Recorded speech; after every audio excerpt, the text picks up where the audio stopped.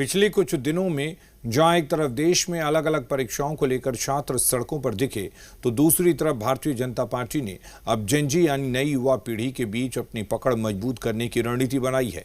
BJP ने 14 से 25 साल की उम्र के युवाओं से संवाद और उनकी सोच को समझने के लिए पार्टी अध्यक्ष नितिन नवीन की अगुवाई में एक कमेटी बनाई है। कमेटी में स्मृति ईरानी, विनोद तावड़े, हर्ष संघवी और ओपी चौधरी शामिल हैं।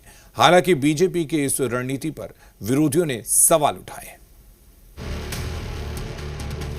एक तरफ परीक्षा, पेपर लीक और रोजगार के सवालों को लेकर युवा सड़कों पर है,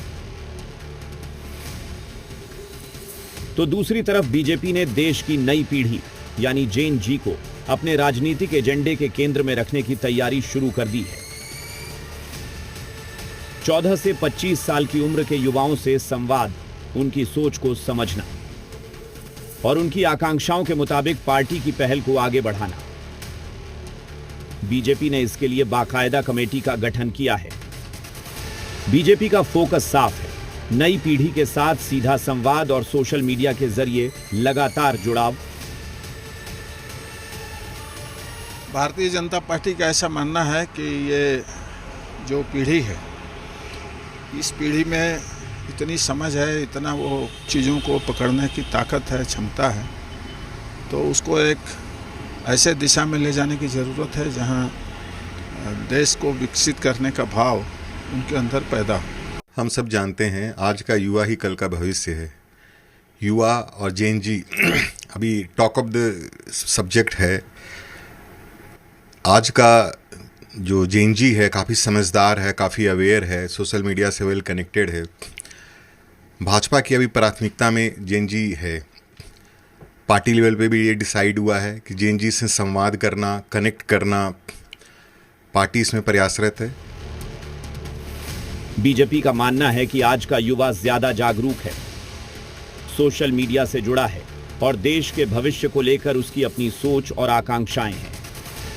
ऐसे में जेन जी को देश के विकास की सोच से जोड़ना बीजेपी की प्राथमिकता है। लेकिन बीजेपी की इस रणनीति ने विरोधियों को हमले का मौका दे दिया है। जेएमएम और कांग्रेस के मुताबिक कि अगर बीजेपी को जेन जी को साधना है तो उसे रोजगार और संस्थागत सुधार जैसे मुद्दों पर जवाब देना होगा। देखिए, ये उनका हताशा दिखाता है। आप जेन जी को एड्रेस यदि करना चाहते हैं तो सबसे पहले आपको इंस्टीट्यूशनल रिफॉर्म करना पड़ेगा।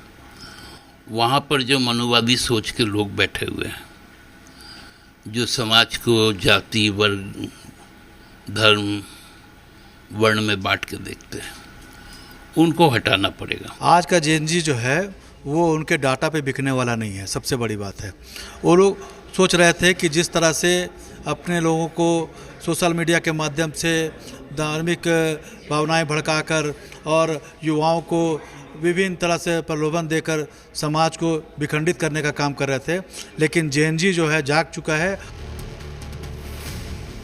बहरहाल इस सियासी बयानबाजी के बीच बीजेपी युवा पीढ़ी के बीच अपना संवाद और प्रभाव बढ़ाने की रणनीति पर काम कर रही है, क्योंकि सवाल सिर्फ जेन जी से जुड़ने का नहीं है। सवाल यह भी है कि क्या रोजगार, शिक्षा और भविष्य जैसे मुद्दों पर युवाओं की चिंताओं को राजनीतिक संवाद का केंद्र बनाया जाएगा, क्योंकि आने वाला वक्त इसी जेन जी का है और सियासत भी अब इस नई पीढ़ी की नब्ज टटोलने में जुट गई है। ब्यूरो रिपोर्ट, जी मीडिया।